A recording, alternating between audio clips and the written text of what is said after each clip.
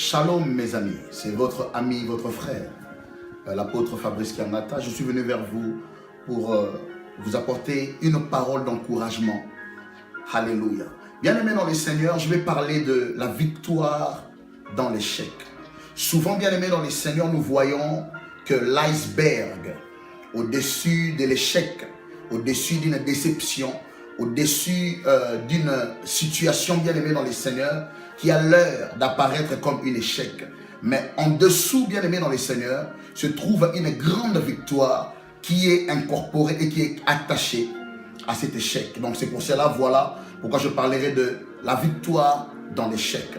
Bien-aimé dans le Seigneur, souvent, quand Dieu veut nous apporter une grande victoire, la plupart du temps, Dieu nous fait descendre à un étage inférieur pour que quand nous allons être propulsés dans la gloire ou dans l'élévation, que cela soit remarquable aux yeux et aux vues de tous.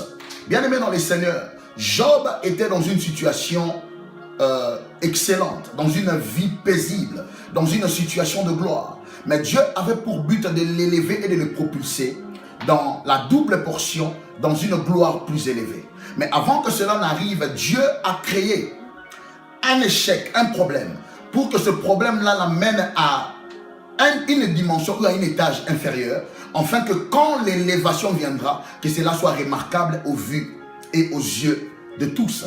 Dieu a tout enlevé, il a par le diable, il a tout enlevé. Cela a paru comme un échec dans la vie de Job, mais Dieu était en train de le préparer pour une victoire et une grande élévation dans cet échec.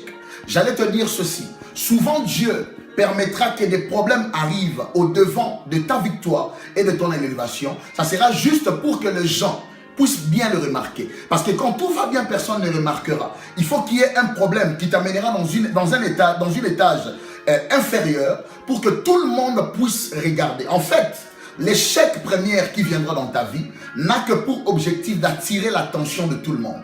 Tout le monde doit voir cela. Tout le monde doit voir comme si tu as échoué, comme si tu es dans un échec, bien aimé dans le Seigneur, afin que quand Dieu te propulsera, que cela soit visible aux yeux et aux vues de tout le monde. Et je vais te dire, bien aimé dans le Seigneur, Dieu ne t'élèvera. Dieu n'agira, Dieu te propulsera dans ton élévation ou dans une dimension supérieure que dans le lieu où tu as échoué. Parce que Dieu le fera pour qu'il puisse tirer sa gloire dans le même lieu où les gens ont vu ta soi-disant échec, afin que quand Dieu t'élèvera, que tous les yeux de ceux qui ont participé à cet échec temporel puissent voir cette élévation permanente et puissent rendre la gloire à Dieu. Donc l'échec n'est qu'une invitation pour attirer le regard. Tout le monde verra, ah, il a échoué. Or, Dieu utilise cela pour attirer leur attention, afin que quand il fera dans ta vie, que sa main soit glorifiée et que sa main soit visible aux vues et aux yeux de tout le monde. Comme je l'ai dit,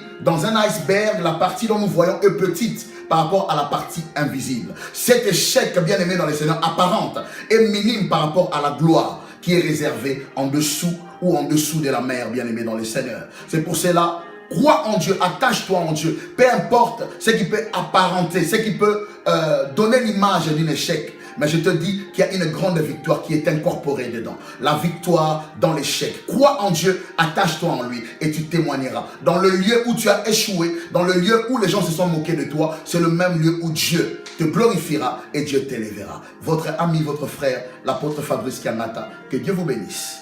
Shalom.